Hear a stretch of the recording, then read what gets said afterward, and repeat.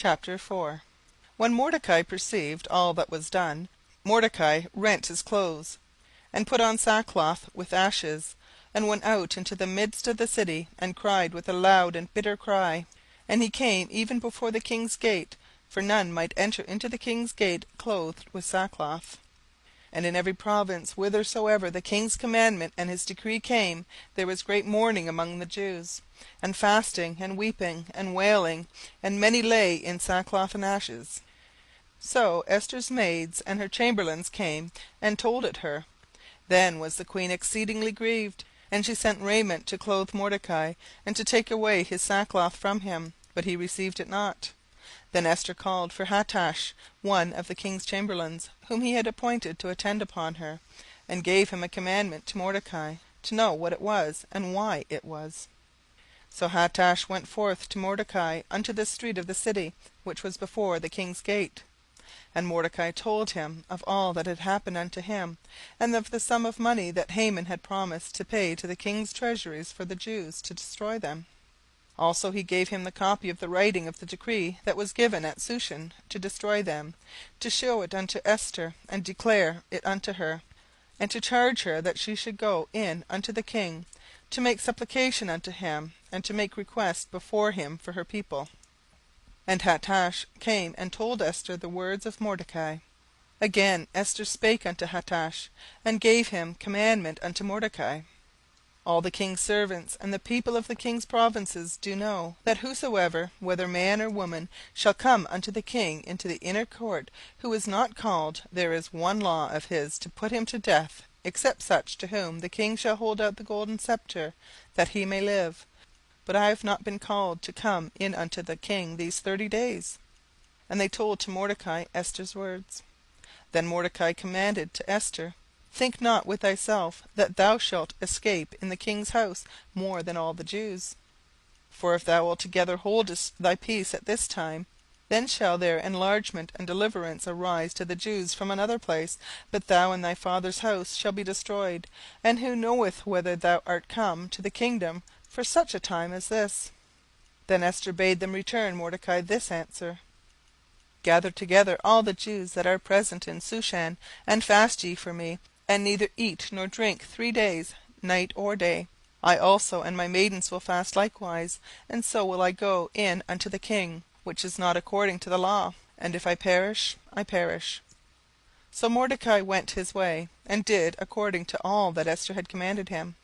End of chapter 4. Chapter 5.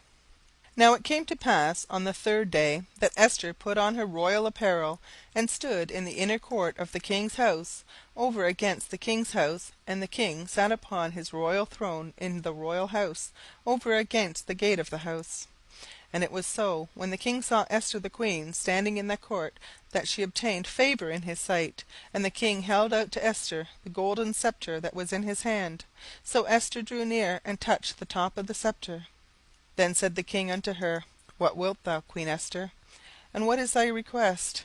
It shall be even given thee to half of the kingdom.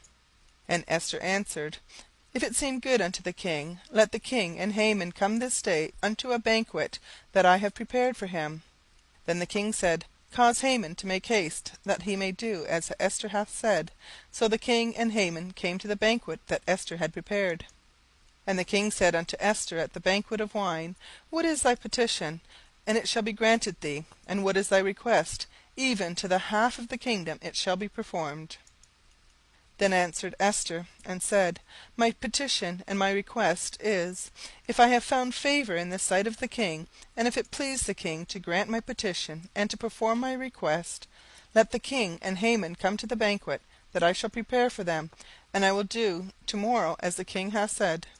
Then went Haman forth that day joyful with a glad heart.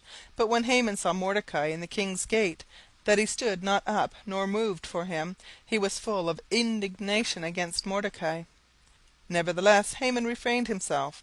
And when he came home, he sent and called for his friends, and Zeresh his wife. And Haman told them of the glory of his riches, and the multitude of his children, and all the things wherein the king had promoted him, and how he had advanced him above the princes and servants of the king.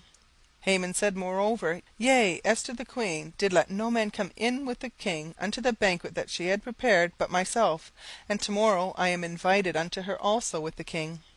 Yet all this availeth me nothing, so long as I see Mordecai the Jew sitting at the king's gate. Then said Zeresh his wife and all his friends unto him, Let a gallows be made of 50 cubits high, and tomorrow speak thou unto the king, that Mordecai may be hanged thereon. Then go thou merrily with the king unto the banquet. And the thing pleased Haman, and he caused the gallows to be made. End of chapter 5. Chapter 6. On that night the king could not sleep, and he commanded to bring the book of records of the Chronicles, and they were read before the king. And it was found written that Mordecai had told of Bigthana and Teresh, 2 of the king's chamberlains, the keepers of the door, who sought to lay hand on the king Ahasuerus. And the king said, What honour and dignity hath been done to Mordecai for this? Then said the king's servants that ministered unto him, There is nothing done for him. And the king said, Who is in the court? Now Haman was come into the outward court of the king's house to speak unto the king to hang Mordecai on the gallows that he had prepared for him. And the king's servant said unto him, Behold, Haman standeth in the court. And the king said, Let him come in. So Haman came in, and the king said unto him, What shall be done unto the man whom the king delighteth to honour? Now Haman thought in his heart, To whom would the king delight to do honour more than to myself? And Haman answered the king, For the man whom the king delighteth to honour, let the royal apparel be brought, which the king useth to wear, and the horse that the king rideth upon, and the crown royal which is set upon his head. And let this apparel and horse be delivered to the hand of one of the king's most noble princes, that they may array the man withal whom the king delighteth to honour, and bring him on horseback throughout the street of the city, and proclaim before him, Thus shall it be done to the man whom the king delighteth to honour. Then the king said to Haman, Make haste, and take the apparel and the horse, as thou hast said, and do even so to Mordecai the Jew, that sitteth at the king's gate. Let nothing fail of all that thou hast spoken. Then took Haman the apparel and the horse, and arrayed Mordecai, and brought him on horseback throughout the street of the city, and proclaimed before him, Thus shall it be done unto the man whom the king delighteth to honour. And Mordecai came again to the king's gate. But Haman hasted to his house mourning, and having his head covered. And Haman told Zeresh his wife and all his friends everything that had befallen him. Then they said his wise men and Zeresh his wife unto him, If Mordecai be of the seed of the Jews, before whom thou hast begun to fall, thou shalt not prevail against him, but shalt surely fall before him. And while they were yet talking with him, came the king's chamberlains, and hasted to bring Haman unto the banquet that Esther had prepared. End of chapter 6.